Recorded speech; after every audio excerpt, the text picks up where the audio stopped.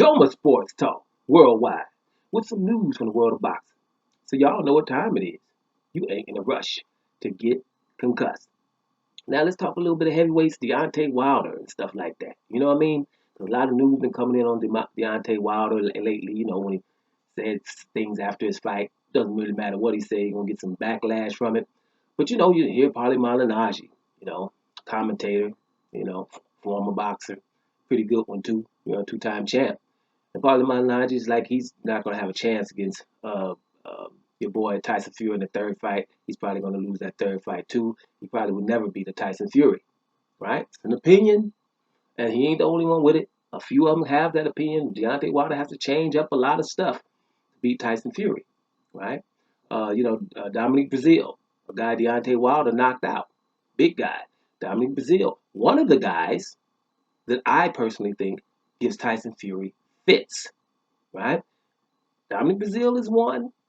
Adam Kanauki, even though he's just lost to Robert Helenius, he's another one that I think that gives Tyson Fury big fits, right? Talking about people with punch resistance that can keep coming back at you. Those are ones. And another one I'll talk about in a few minutes. But the bottom line is, Dominic Brazil said, he's going to probably lose to Tyson Fury even worse than he did in that time, the last time in the rematch. That's a seventh round stoppage. He was knocked down in round 3, whatever, body blow sent him down, right? I'm not going to make the excuses that are obviously there because people should be saying something about them, but they won't. The excuses probably come later in this video. I'm going to try to keep this short, but it's probably impossible with all the things I got to say. Bottom line is this. Tyson Fury going to beat the hell out of Deontay Wilder again. That seems to be the general consensus.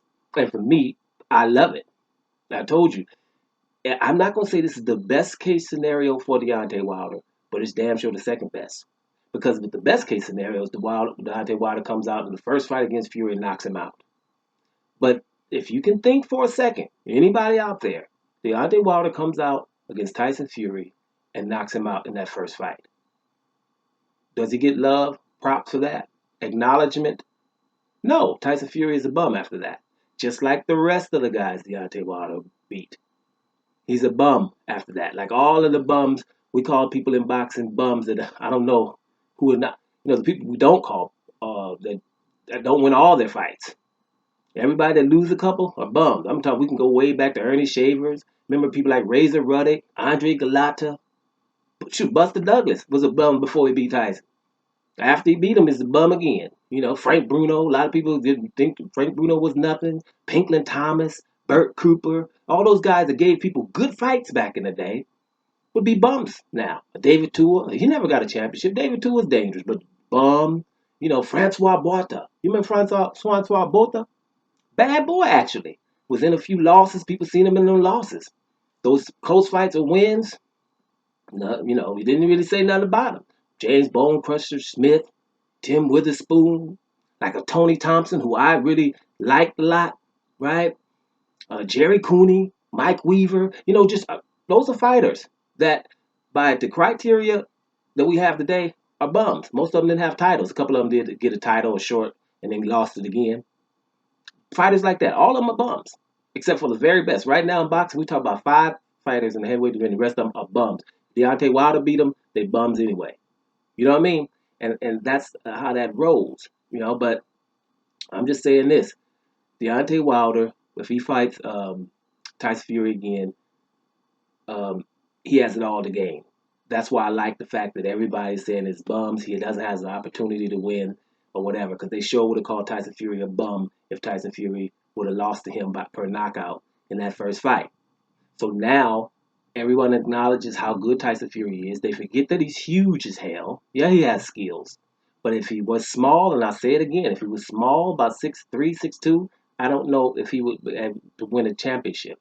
Deontay Wilder was small, around 6'2", that you have Herbie Hyde, right? And Herbie Hyde was a bad dude, had a long stretch of awesomeness, right? And it took Vitaly Klitschko to stop him, a big 6'7", mean dude. Not Vladimir. I don't know if Vladimir stops Herbie Hyde, but Vitaly would. And that's what it brings me to stretches.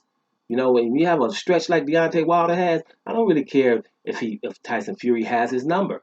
A big old dude like that, real huge behemoth, 6'9", 270. I don't really care if I can't. What if he can't beat Tyson Fury?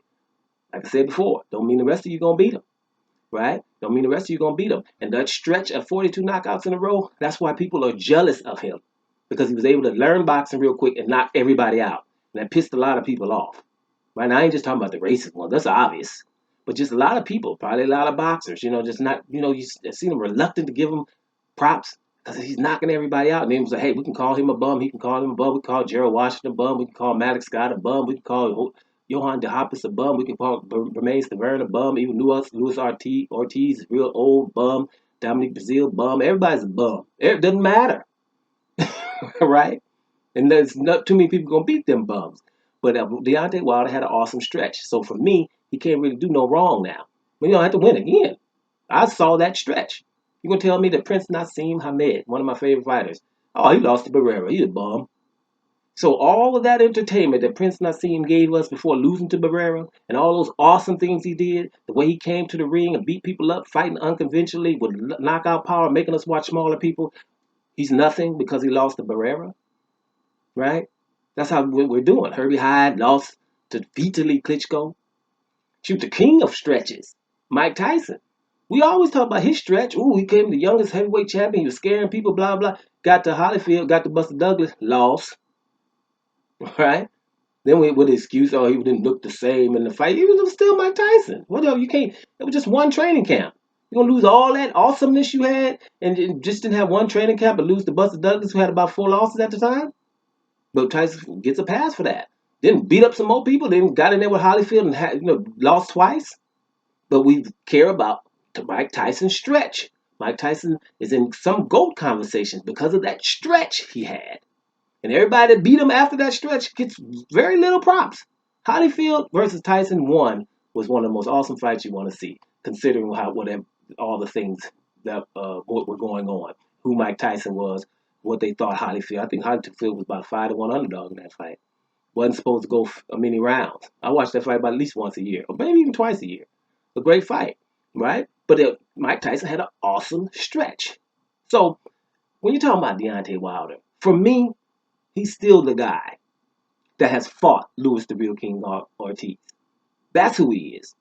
He's the guy who fought Louis the Real King Kong Ortiz. Because let me tell you something. The boxing's top 15 in all sanctioning bodies, nobody has. Think about that. All the top 15 fighters in all 4 major sanctioning bodies have not fought Louis the Real King Kong Ortiz. And most of them haven't even tried. Matter of fact, none of them. I'll tell you, you see Joe Joyce's name. Joe Joyce said about a year ago, hey, I'll fight Ortiz. His trainer at the time, Abel Sanchez, said, no, the hell he won't. We were just joking about that. Anybody, you probably can Google it because I can just remember it by reporting things. I don't have to go back and Google nothing. His trainer, Abel Sanchez, said, hell no, we ain't ready for that. All this other stuff Joe talking was cool, but we're not ready for that. Think about that. Big behemoth in Joe Joyce. Like, trainer said, hell no. Okay? Only other one that you hear in talks to talk about Louis Real King Kong Ortiz is Andy Ruiz Jr. And he ain't talking loud, neither. Right? Everybody else that's not named Deontay Wilder in those top 15 have not fought Louis the Real King Kong Ortiz. Now, I didn't say Deontay Wilder beat him and knocked him out twice. No, I ain't even saying that. Just fought him. Gave him the opportunity to fight.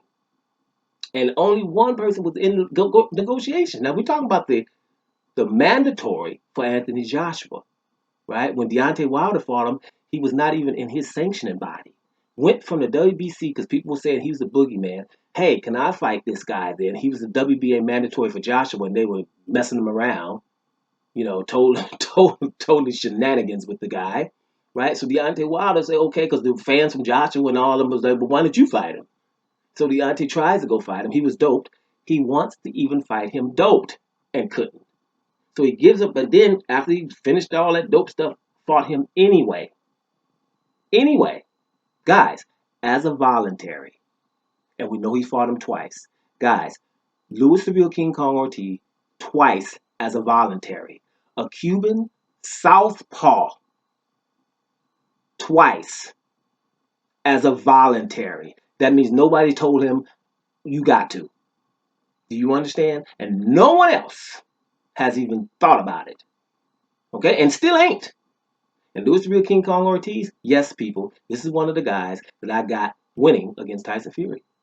Right? Now, when I say Adam Kanalki and Dominic Brazil, I think those would be good, bloody fights with Tyson Fury because these guys can take some punches. Tyson Fury don't have that one-punch knockout. Tyson Fury might outpoint them in a bloody fight or might get knocked down and still get up and outbox them, but it's going to be bloody and it's going to be exciting. Those fights with Adam Kanalki and your boy Dominic Brazil. But I think Louis the Real King Kong Ortiz stops him. And I'm judging that from just who the hell Louis the Real King Kong Ortiz, what Tyson Fury has said about him in the past. It's a high risk, low reward fight, and what Otto Wallen, a southpaw, did to Tyson Fury. Why wouldn't I gauge that when you're watching boxing? You watch stuff, right? So that's what that is. So when we're dissing Deontay Wilder like we like to do, and I'm just saying we today, I don't know, I must feel French or something because the show the hell ain't me. But the thing is, when they're doing that, right? Just remember things like this. Because people, all the people are talking now because we're in quarantine. A lot of people talking. There's still not nobody talking about Luis Ortiz. Think about it. How do you keep missing him? He was in 2 very high-profile fights with Deontay Wilder. But no one ever calls out Luis the Real King Kong Ortiz. I've done many, many, many videos about it. But it's still to this day. We know he's 40, 41, something. Won't happen. So the man who does it twice, he goes in here and loses to Tyson Fury after in the first fight having Tyson Fury down twice. Twice. So it means he's supposed to be hopeless against Tyson Fury now. And if, like I said, that is not the best case scenario. But damn it, that's a good scenario that Deontay Wilder has because like I'll say it again now, I'll keep repeating it, he has it all to gain.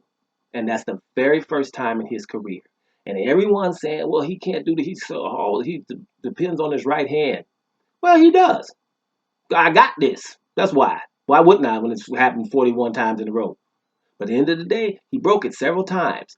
Bottom line is, he's just not, because he keeps knocking people out. Now he feels like, well, shoot, maybe I can get on the back foot and, I'm so fit. I can get on the back foot and jab somebody for a while and outpoint somebody. Wasn't I saying that before the Tyson Fury fight? Exactly. That's what he can possibly do. And I think he's capable of doing it because this is an athlete we're talking about.